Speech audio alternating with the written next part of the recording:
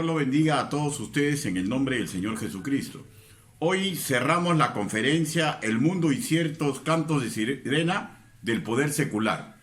Introduzcámonos al tema del día de hoy con la siguiente premisa, que siendo sumamente importante y trascendental para una nación, lo político, lo económico, lo moral, que se impulsa desde el Estado, que influenciará en toda la vida nacional, hace que la potestad del voto ciudadano cobre trascendencia primaria, por lo cual la conclusión lógica es que los nacidos de nuevo, basándonos en las escrituras, usemos esta potestad democrática, si la deseamos usar, pero usando sabiduría escritural.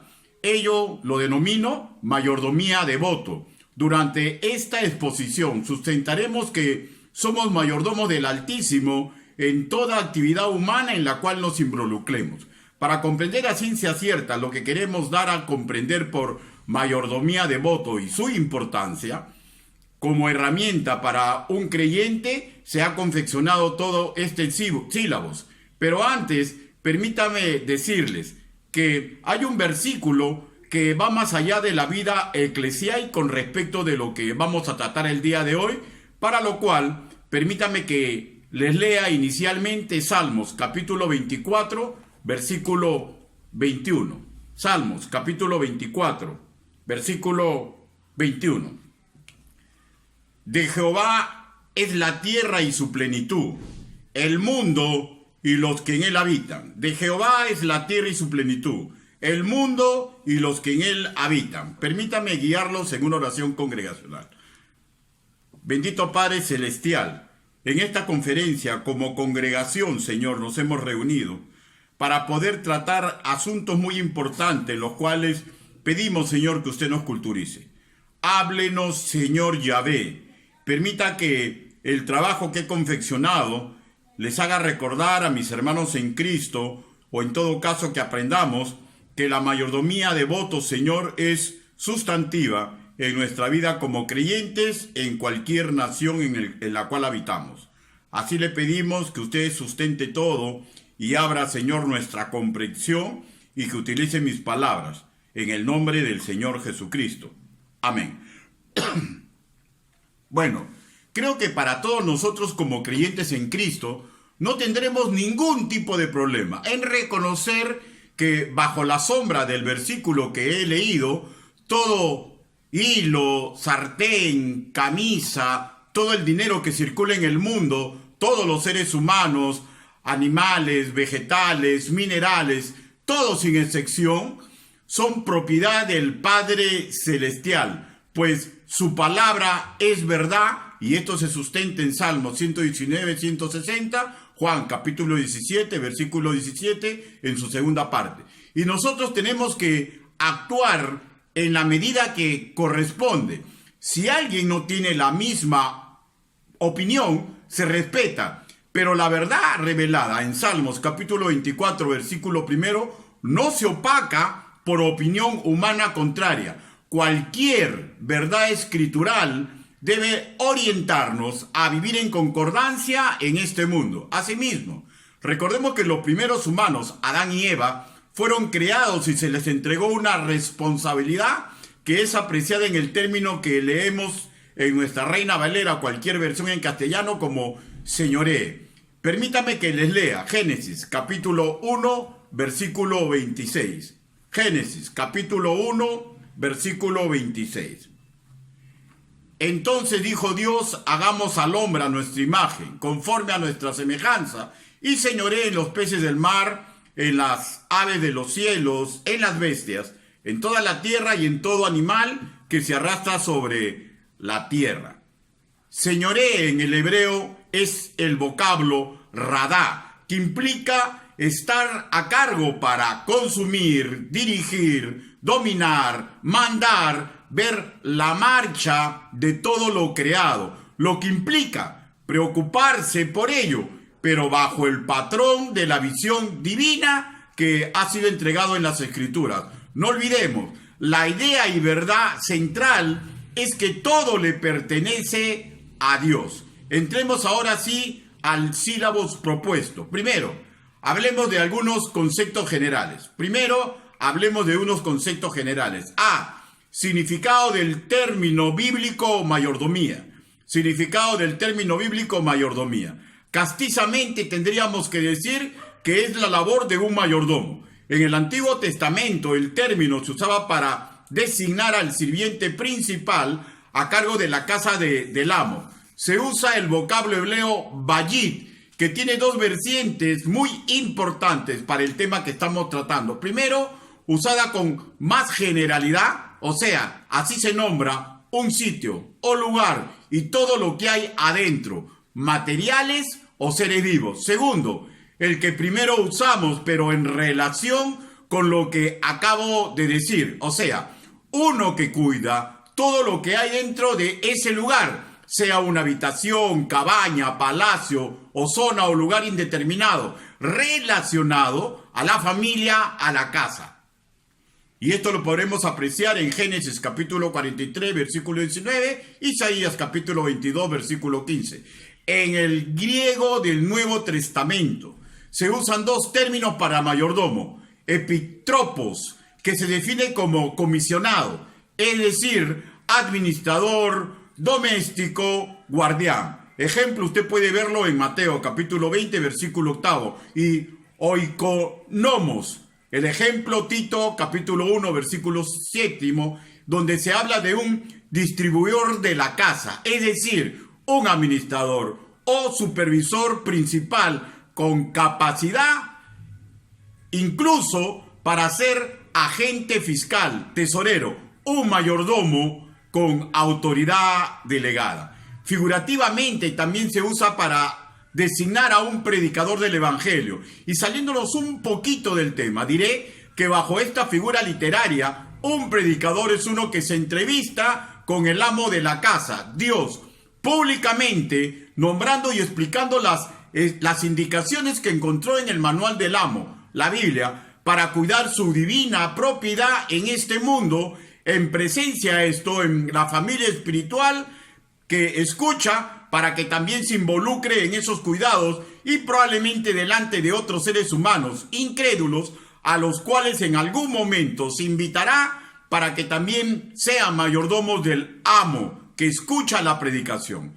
Hablemos ahora generalizando todo bajo la sombra de lo ya escuchado. La mayordomía podríamos definirla como la acción que realiza un criado principal para cuidar en todo nivel las propiedades del amo que son valiosas e útiles para su familia. O sea, una responsabilidad delegada en un nivel muy delicado, pues implica a la familia. Y la lógica indica que el mayordomo debe esforzarse debidamente. En las escrituras sobre los que no cumplen correctamente esta labor asignada, hay parajes que nos retratan muy claramente lo que implica ser mayordomo infiel. Por ejemplo, la parábola de ese nombre, y esto es para reeducarles, pues comportarse de esa manera, o sea, como mayordomo infiel, es la antítesis del motivo principal por lo que existe cualquier mayordomo, y muy especialmente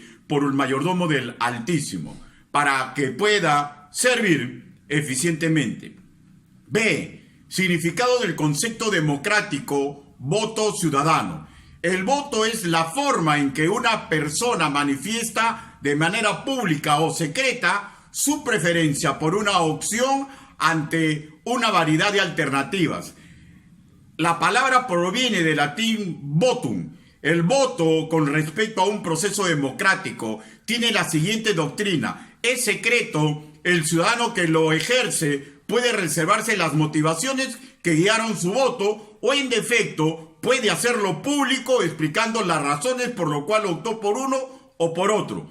Pero esto sin transgredir la ley electoral del país, que generalmente estipula en casi todos los países un tiempo de silencio en el proceso mismo en sí. Asimismo, diré que el voto no es un derecho inalienable al pueblo, que es un término muy general, ya que pueblo también significa diferentes grupos, por ejemplo, niños que no pueden votar y aquellos individuos que de acuerdo a ley tampoco pueden. Por lo cual, el voto es un privilegio que conlleva una responsabilidad ciudadana. El voto no solamente es importante para quien lo pide, sino para quien lo otorga, pues una vez otorgado, el candidato se constituye en funcionario del Estado, lógicamente el que gana, y va a tener los medios gubernativos necesarios para influir en la sociedad en la cual vive el votante, o en defecto, si vive en el extranjero, influenciar en el país donde viven sus seres más amados e íntimos. Ahora, si en una democracia a los nacidos de nuevo se nos da la facultad de usarlo, deberíamos ser sabios, aunque no sepamos nada de política. Y en primera instancia, lo que nos da la sabiduría en excelencia es la palabra del Señor. Salmos, capítulo 119, versículo 130, ahí se escribe así. Salmos, capítulo 119, versículo 130, ahí se escribe así. La exposición de tus palabras alumbra, hace entender a los simples. La exposición de tus palabras alumbra, hace entender a los simples. No olvidemos, todo sirviente en cualquier circunstancia necesita información de primera para ejercer su mayordomía. En caso de ser creyente, quien mediante el voto ciudadano se convierte en funcionario público, las Escrituras asimismo también lo instan a que no olvide su pleitesía ante la Constitución principal de todo creyente, para lo cual permítame asentar esta idea leyendo Deuteronomio, capítulo 17, versículo del 18 al 20. Deuteronomio, capítulo 17, versículo del 18 al 20. Y leemos así: y cuando se siente sobre el trono en su reino, entonces escribirá para sí en un libro una copia de esta ley, una copia de esta ley, una copia de esta ley, del original, que está al cuidado de los sacerdotes levitas, y los tendrá consigo y leerá en él todos los días de su vida, para que aprenda a temer a Jehová su Dios, para guardar todas las palabras de esta ley, y estos estatutos para ponerlos por obra, para que no se eleve su corazón sobre sus hermanos, ni se aparte del mandamiento a diestra ni a siniestra, a fin de que se prolongue su día de su reino, él y sus hijos, en medio de Israel. Es claro, el versículo está hablando de un rey, o sea, nada que ver con un proceso democrático de elegir a alguien mediante un voto ciudadano, pero establece un principio de comportamiento para una autoridad creyente que, sin importar la circunstancia por la cual ocupe un sitial en el Estado, su carta magna siempre será las Escrituras que le entregó su amo y Señor. Regresando al voto ciudadano, fue una realidad temporal ajena a los tiempos bíblicos, pues la democracia moderna, como sistema de gobierno, recién se desarrolló en la segunda mitad del siglo XVII y XVIII, juntamente con el sufragio universal. Pero como toda actividad humana, no es ajena a la sabiduría escritural sobre el educarnos en cualquier tema. Así se comprende cuando leemos en 2 de Timoteo, capítulo 3, versículo 17, lo siguiente. 2 de Timoteo, capítulo 3, versículo 17. A fin de que el hombre de Dios sea perfecto, subraye, enteramente preparado para toda buena obra. O sea, quien ejerce su derecho de voto, y si el creyente es favorecido por él, por igual, debe ejercer sus obligaciones ciudadanas, ejerciendo su mayordomía ante el Señor. Los líderes que eligen los ciudadanos para tomar decisiones en un estado o en cualquier provincia del estado, tienen que estar sumamente interesados en todos los conceptos de gobierno, tienen que tener un conocimiento, pero si son creyentes, los que ejercen esto, el voto ciudadano, tienen que utilizarlo en concordancia con la sabiduría de la Escritura. Ahora, muchos dicen que un creyente no debería votar porque es algo mundano, pero recordemos, Pecado es cualquier acción, sentimiento o pensamiento que vaya en contra de la normativa escritural que el Altísimo nos ha entregado. Primera de Juan, capítulo 3, versículo 4. Por lo tanto, no podemos decir que es pecado aquello que la Biblia no lo dice. C. Definición del término doctrinal mayordomía de voto. Definición del término doctrinal mayordomía de voto. Se puede definir como doctrinal, pues es una acción vinculante a ser ordenada por principios bíblicos. En Isaías capítulo 66, versículo 1, leemos así. Isaías capítulo 66, versículo 1. Así ha dicho el Señor: el cielo es mi trono y la tierra es el estrado de mis pies. ¿Dónde está esa casa que me edificarán? ¿Dónde está ese lugar de mi reposo? Lo que implica que decir la casa de Dios para el tercer cielo es verdad, pero no es excluyente de definir la casa de Dios a las construcciones que conocemos como templo congregacional. Y tampoco sería incorrecto decir que el universo, incluido la tierra y toda su plenitud, es su morada o parte de su casa o su propiedad íntima. No olvide, en la tierra habitamos los que somos su familia por adopción. Dicho todo esto, la mayordomía de voto vendría a ser una actitud ciudadana de un creyente que decide participar en un proceso electoral. ¿Qué discierne? Pues tiene la suficiente información, su opción como la más conveniente para que desde el Estado se cuide, se requente secularmente todo lo que hay dentro de un territorio nacional, considerando que ese país donde puede votar, como todo lo creado, es propiedad del Señor. D. Implicancia de ejercer mayordomía de voto. Implicancia de ejercer mayordomía de voto. Primero, tener tranquilidad de conciencia.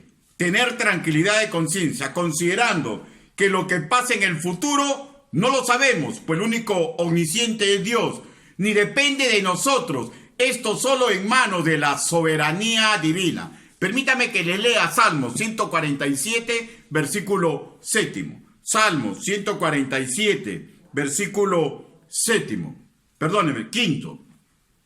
Grande es el Señor nuestro y de mucho poder, y su entendimiento es infinito. Nosotros, los creyentes, solo ejercemos el voto mediante la información que tenemos, lógicamente bajo los parámetros sabios de la palabra del Señor. Buscar tener buena conciencia. Aquí también clasifica cuando ejercemos el derecho de voto. Pues Jeremías capítulo 23, versículo 24 nos dice lo siguiente. Jeremías capítulo 23, versículo 24. ¿Se ocultará alguno? Dice Jehová. En escondrijos que yo no lo vea, no llené yo, dice Jehová, el cielo y la tierra. Nada puede escapar a los ojos sempiternos de Dios, aparte que todo le pertenece. Por lo cual deberíamos realizar la mayordomía de voto buscando tener una buena conciencia. Segundo, colaborar con la mejor opción para que el gobierno se comporte a la altura de Romanos capítulo 13, versículo del 3 al 4. Consideremos el bloque escritural que acabo de citar, para lo cual permítame que se los lea. Romanos capítulo 13, versículo del 3 al 4. Porque los magistrados no están para infundir temor al que hace el bien, sino al malo. ¿Quieres pues no temer la autoridad? Haz lo bueno y tendrás alabanza de ella. Subraye. Porque es servidor de Dios para tu bien. Pero si haces lo malo, teme, porque no en vano lleva la espada, pues es servidor de Dios, vengador para castigar al que hace lo malo. Apreciamos aquí una particularidad de comportamiento ideal en las autoridades civiles que deberíamos buscar cuando practicamos la mayordomía de voto, y estoy hablando de que trabajen para el bien común. Este funcionario que es nombrado en este bloque escritural se le llama servidor de Dios, que en el griego koiné implica el vocablo diáconos, ayudante, un mayordomo, un administrador, para, según el bloque, castigar al que hace lo malo. Lo que leemos malo es el término cacos, indigno, inválido, pestilente para la sociedad. Y para esto se le dará poder ejecutivo, espada, que simboliza la posibilidad y poder de hacer daño en forma física, incluso hasta la muerte en aquellos que son gobernados.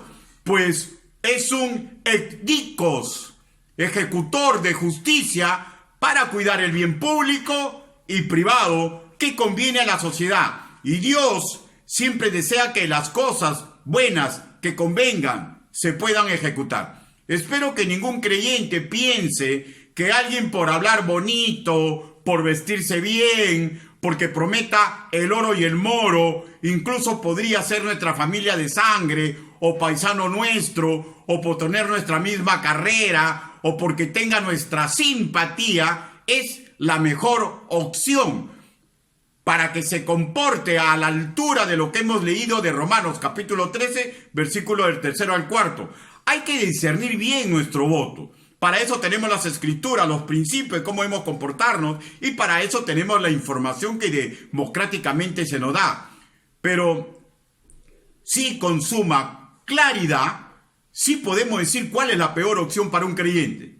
Si el que pide nuestro voto dice que no hay Dios y que la religión es el opio del pueblo, si esta es nuestra opción, estaremos votando por un enemigo natural de nuestra fe, simple como el agua. Y probablemente lo que usted va a escuchar es muy fuerte, pero si aún fuera mi hijo de sangre, al cual amo, que es candidato de este grupo, no se lo daría, pues mediante mi voto, en este caso emotivo, estaría dándole poder punitivo a un grupo humano que está con él, que si las circunstancias se dan, intentará borrar del mapa nacional todo culto al Señor e irán contra la moral del Señor, de repente no de él, pero sí de sus aliados políticos. Sume, y pueden perseguir a los hermanos que como pastor o como hermano debo saber defender. ¿Por qué harían así? ¿Por qué es usted tan apocalíptico? Razonen. Si ellos dicen que Dios no existe y que es argucia la moral escritural para dominar el pueblo, y si ellos dicen que desean libertarlos del opio que los carcome y los vuelve débiles, la suma es simple. 1 más 1 son 2. Si tienen poder, van a desaparecer todo lo que implica el Dios de las Escrituras. Les voy a contar mi forma de valorar a quién le doy mi voto ciudadano. Aunque en honor a la verdad, hasta ahora ningún presidente ni alcalde de una ciudad ha sido puesto por mi voto. Les voy a contar. Es algo muy particular. Sé que es muy importante la economía nacional y la de mi familia. Muy importante el orden interno porque he sido policía. Las políticas laborales, mis hijos trabajan. La política internacional, pues ahí se ve el prestigio de mi patria. Pero mi primera vista siempre está en lo que prometen sobre la vida de los más indefensos, nonatos y ancianos. ¿Qué prometen sobre la familia? ¿Cómo aprecian su ideario sobre el matrimonio? Ejemplo, si aceptan que el matrimonio hombre con hombre es correcto. ¿Y sobre qué tipo de matrimonio puede adoptar niños? Y continúo, si su política educativa sobre el género es contrario a lo biológico. Y aunque todos pueden incumplir, pues un programa de gobierno no tiene fuerza legal, sí es ética, sí moral, pero la verdad que lo que a mí me interesa es tener buena conciencia con lo que hice con mi voto y no colaborar con aquellos que abiertamente dicen no hay Dios y que la moral de mi amo celestial es una patraña. Así, en primera instancia, discierno a quién entregaré mi voto, considerando lo que para mí es mi cosmovisión de vida como creyente y no mi cosmovisión de vida en lo político y en lo económico. Segundo, nuestra responsabilidad como creyentes. nuestra responsabilidad como creyentes? A, responsabilidad puntual del acto de sufragar. Responsabilidad puntual del acto de sufragar. Este acápite guarda relación con el que antecedió lo que expresó el apóstol Pablo en 1 Corintios capítulo 3 versículo 9. Permítame que se lo lea. 1 Corintios capítulo 3 versículo 9. La palabra del Señor dice así: porque nosotros somos colaboradores de Dios y vosotros sois labranza de Dios, edificio de Dios. No solo este versículo se suscribe a lo eclesial, sino en todo lo que Dios ha creado, lógicamente, mayordomos en la medida de nuestras posibilidades. No olvidemos, un gobierno humano tiene influencia en todo nivel.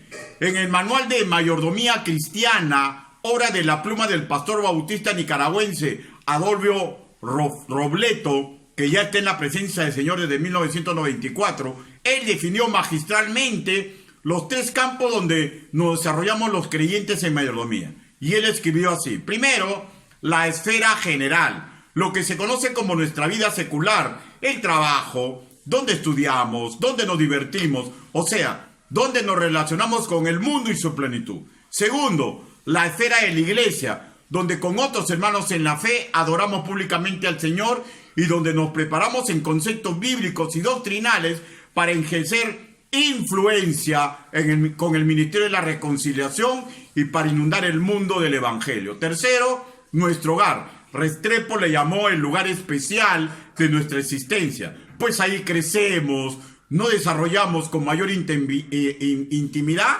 que en las otras 2 esferas. Repito, un gobierno humano influenciará en todas estas áreas nombradas, y aunque nuestra esperanza proviene del Creador, como sus ayudantes o mayordomos o siervos, el sistema político donde nos desarrollemos es sumamente importante. Y si Dios, mediante las leyes humanas, nos da la posibilidad de votar, según el criterio de Romanos capítulo 13, versículo 3 al 4, pregunto, ¿cuál sería el motivo por el cual no podemos depositar un voto ciudadano para elegir autoridades que tengan armonías con en los versículos que he nombrado? Versículos 3 y 4 de Romanos capítulo 13, no hay ningún impedimento. B, responsabilidad derivada de tener información. Responsabilidad derivada de tener información. Siendo que ninguno de nosotros es omnisciente, la información del plan de gobierno del candidato por elegir es fundamental para apreciar sus propuestas partidarias, y que estas propuestas partidarias no violen ni se opongan groseramente con los fundamentos escriturales para la familia, la vida, el matrimonio. La información secular es muy importante. Los creyentes en Cristo Jesús debemos guiarnos por la oración, el vasallaje a la sabiduría escritural y ayudarnos, vuelvo a repetir, con la información de los planes de gobierno de los candidatos y sus propuestas, pues todo lo que deseamos es que el país salga a la palestra de las naciones dignamente. Permítame que les lea Proverbios capítulo 14, versículo 34. Proverbios capítulo 14, versículo 34. La justicia engrandece a la nación, mas el pecado es afrenta de las naciones. Permítame que les nombre un caso bíblico de responsabilidad en elegir a una autoridad, teniendo información relacionada a la elección que tienen que hacer, y relacionámoslo con el hoy, la información que tenemos. Aunque el caso que vamos a ver no se refiere a nada en democracia, pues repito, esa forma de gobernar era desconocida en los tiempos bíblicos, pero sí podemos apreciar una situación bíblica que nos ayude a discernir lo que podría ocurrir en el hoy con respecto del uso de la información. Y esto está en Primera de Samuel, capítulo 8. Primera de Samuel, capítulo 8. Por una cuestión de tiempo no lo voy a leer todo, pero por igual les diré que no nos encontramos ante una democracia, sino ante un deseo del corazón de los israelitas que implicaba un cambio de sistema de gobierno que hasta ese momento lo regía como nación, y establece una ruta en 3 interrogantes. Primero, ¿por qué desearon cambiar su sistema de gobierno? ¿Por qué desearon cambiar su sistema de gobierno? Primera de Samuel, capítulo 8, versículo del 1 al 5. Primera de Samuel, capítulo 8, versículo del 1 al 5. Y la palabra del Señor dice así.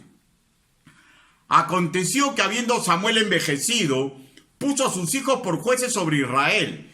Y el nombre de su hijo y primogénito fue Joel, y el nombre del segundo Abías, y eran jueces en Berseba, subraye. Pero no anduvieron los hijos por los caminos de su padre, antes se volvieron tras la avaricia, dejándose sobornar y permitieron el derecho. Entonces, todos los ancianos de Israel se juntaron y vinieron a Ramá para ver a Samuel y le dijeron: he aquí tú has envejecido y tus hijos no andan en tus caminos, por tanto, constitúyenos ahora un rey para que nos juzgue. Subraye, como tienen todas las naciones, como tienen todas las naciones. Análisis. Fastidio por la corrupción que apreciaron en los que serían sus futuros líderes y deseos de imitar otros sistemas de gobierno menos sabios que el suyo. Conclusión, o sea, fue una decisión emotiva que aparentemente tenía en cuenta a Dios. Segundo, Dios, ¿por qué se los permitió? Dios, ¿por qué se los permitió? Nuevamente, Primera de Samuel, capítulo 8, versículo del 7 al 8. Primera de Samuel, capítulo 8, versículo del 7 al 8. Y dijo Jehová a Samuel, subraye, oye la voz del pueblo en todo lo que te digan, porque no han desechado a ti, sino a mí me han desechado, para que no reines sobre ellos, conforme a todas las obras que han hecho desde el día en que los saqué de Egipto hasta hoy, dejándome a mí sirviendo a dioses ajenos, así hacen también conmigo. Análisis.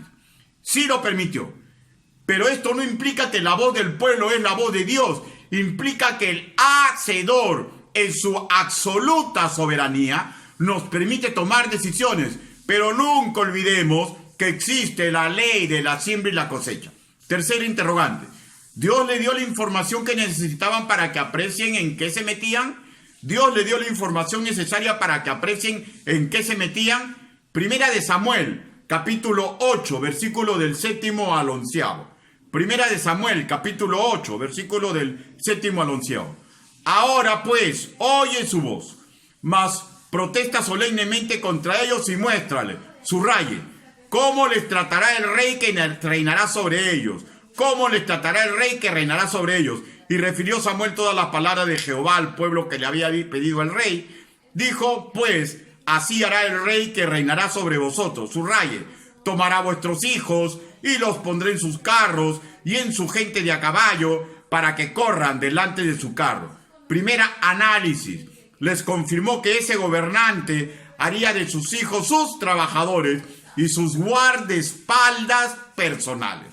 Continuemos la lectura. Primera de Samuel, capítulo 8, versículo 12. Y subraye. Primera de Samuel, capítulo 8, versículo 12. Y nombrará para sí, y nombrará para sí, y nombrará para sí, jefe de miles y jefe de cincuentenas, los pondrá a sí mismo, subraye, a quedar en sus campos y siembren sus mieses, y lo que hagan sus armas de guerra y los pertrechos de sus carros, subraye. Tomará también a vuestras hijas para que sean perfumadoras, cocineras y amasadoras. Segundo análisis. Les informó que entregarían a sus hijos a servidumbre en todo nivel. Continuemos la lectura. Primera de Samuel, capítulo 8, versículo del 14 al 17 en su primera parte. Primera de Samuel, capítulo 8, versículo del 14 al 17 en su primera parte. Asimismo, subraye, tomará lo mejor de vuestras tierras, de vuestras viñas y de vuestros olivares, y lo dará a sus siervos. Diezmará vuestro grano y vuestras viñas para dar a sus oficiales y a sus siervos. Tomará, subraye, vuestros siervos y vuestras siervas, vuestros mejores jóvenes y vuestros asnos, y con ello hará sus obras. Diezmará también vuestros rebaños. Análisis tercero. Tendría potestad para tomar lo mejor de ellos cuando así lo disponga, y no solo diezmarían lo estipulado bíblicamente para el Altísimo y para la obra que él había mandado, sino que diezmarían directamente para un hombre y su familia sin importar su catadura moral. Continuemos la lectura. Primera de Samuel, capítulo 8, versículo 17, en su segunda parte. Y seréis sus siervos, y seréis sus siervos. Análisis cuarto. Por último, ellos mismos, los patriarcas, los venerados ancianos, los cabezas de las gloriosas tribus de Israel, se verían reducidos a sirvientes, botones, chulillos, mandaderos de un solo hombre, de su familia, sus descendientes, y sin importar su catadura moral. Tercero, consecuencia de sus actos. Tercero, consecuencia de sus actos. En honor a la verdad, lo que se dijo les llegó a suceder al pie de la letra. Y esto fue su responsabilidad por usar el derecho que Dios les dio. Vuelvo a repetir, les aconteció la ley de la siembra y la cosecha. Primero, no habría marcha atrás, se cumpliría esta ley que he nombrado. No habría marcha atrás, se cumpliría la ley de la siembra y la cosecha. Primera de Samuel, capítulo 8, versículo 12. Primera de Samuel, capítulo 8, versículo 12. Clamaréis aquel día a causa de vuestro rey, que os habéis elegido, mas Jehová no os responderá en aquel día. Segundo, perdieron su libertad voluntariamente por imitar a incrédulos. Primera de Samuel, capítulo 8, versículo 12. Primera de Samuel, capítulo 8, versículo 12. Pero el pueblo no quiso oír la voz de Samuel y dijo, no, sino que habrá rey sobre nosotros. Y nosotros seremos también como todas las naciones. Y nuestro rey nos gobernará y saldrá delante de nosotros y hará nuestra guerra. Deseo que notemos que las razones fueron de corazones enojados por el mal de sus líderes. Segundo, todo lo que puede ocasionar no hacer caso a la información que se tiene por la ilusión de un presunto cambio mejor. Tercero, cuando no se tome en cuenta la información que Dios permite que tengamos, la verdad, cuando vayamos a llorar al río, comprendamos de que la desestabilización de su nación ocurrió por culpa de usted y de muchos más creyentes que no supieron discernir la información que Dios permite que se tenga. Cuarto, errores comunes en los cuales no debemos caer. Pero antes de avanzar le voy a decir, cuando uno hace mal sin sabiduría escritural, el Señor es tan lindo que siempre nos da la posibilidad de arrepentirnos y comenzar a hacer de acuerdo a la sabiduría de la Biblia. Cuarto, errores comunes en los cuales no debemos caer. Errores comunes en los cuales no debemos caer. A. Pedir requisitos pastorales para un gobernante civil. Pedir requisitos pastorales para un gobernante civil. El sociólogo y teólogo bautista Tomás Gutiérrez, muy reputado y hace un excelente trabajo en lo intelectual, en un trabajo de su autoría llamado Saber Elegir, aboga por esta posibilidad que quiero sustentar que es un error. Él escribe así: si las autoridades civiles en perspectiva bíblica son llamados siervos de Dios y son puestos por autoridad divina, los requisitos para los gobernantes deben ser iguales o parecidas a los requisitos a pastores o diáconos. Y a continuación él en su escrito nombra para gobernantes en base a 1 Timoteo capítulo 3 versículo 1 al 6 y Tito capítulo 1 versículo del 5 al 9. Diré que no tomar en cuenta que los requisitos que acabo de citar son porciones escriturales que se están refiriendo a nacidos de nuevo, que cuentan con el fruto del Espíritu Santo para imitar a Cristo y dones espirituales para servir a la grey del Señor.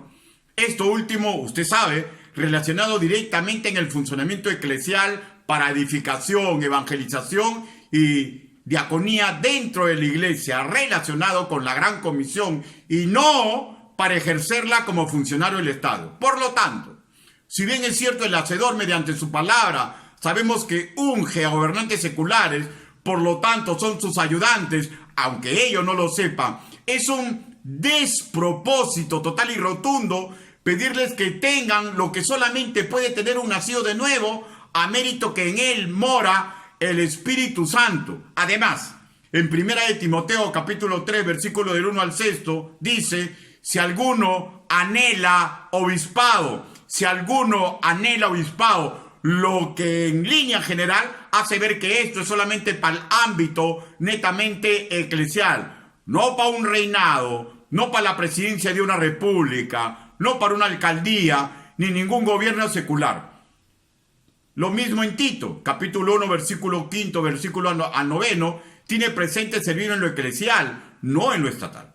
Nadie puede negar, eso sí, y yo apoyo los deseos del teólogo, nadie puede negar que todos deseamos funcionarios seculares que puedan beneficiar a la iglesia y la visión divina para la humanidad a la cual nosotros tenemos que servir. Pero no es necesario que ellos sean nacidos de nuevo y no podemos pedirle esto. ¿Y saben por qué? Porque voy a dar un ejemplo.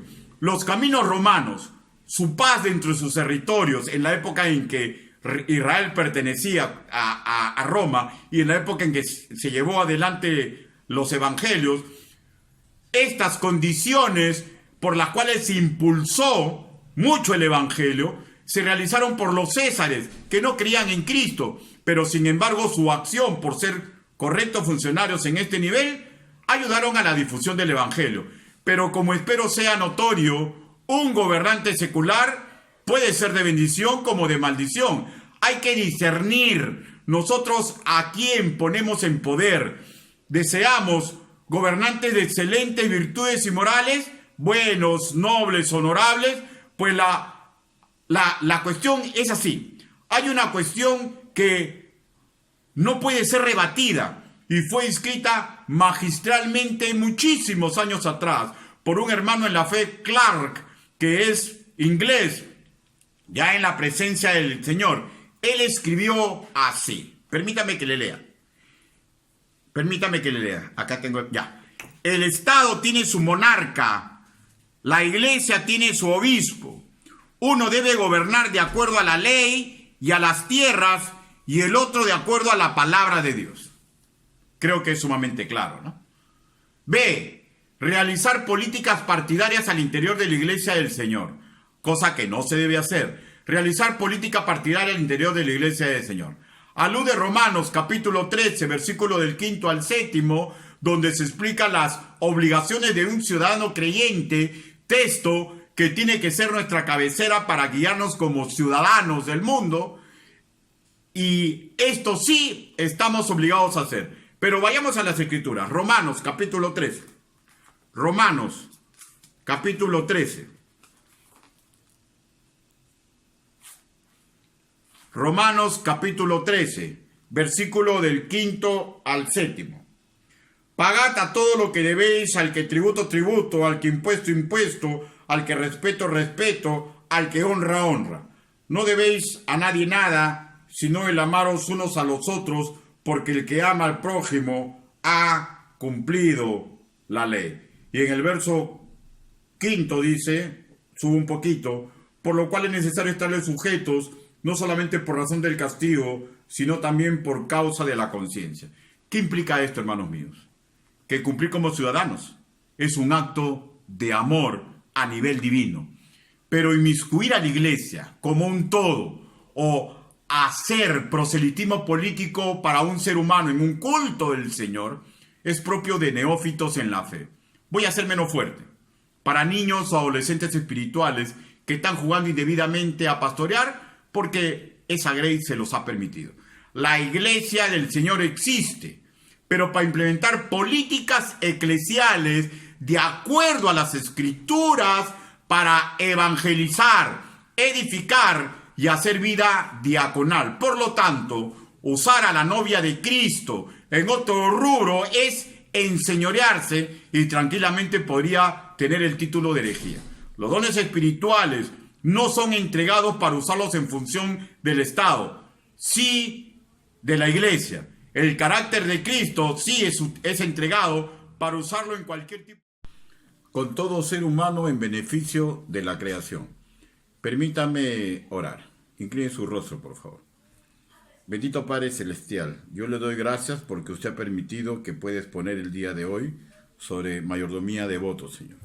Señor, permita que todo lo que se preparó, todo lo que se ha expuesto, ayude a mis hermanos en la fe y me haga recordar a mí, Señor, lo que implica, Señor, ejercer ese derecho ciudadano de votar. Padre mío, asimismo, en el posterior rol de preguntas y respuestas, permita que si algo aún no ha sido aclarado, lo pueda hacer. Gracias, Señor, porque sabemos que en usted podemos hacer muchas cosas buenas y maravillosas. Así le oramos en el nombre bendito del Señor Jesucristo. Amén.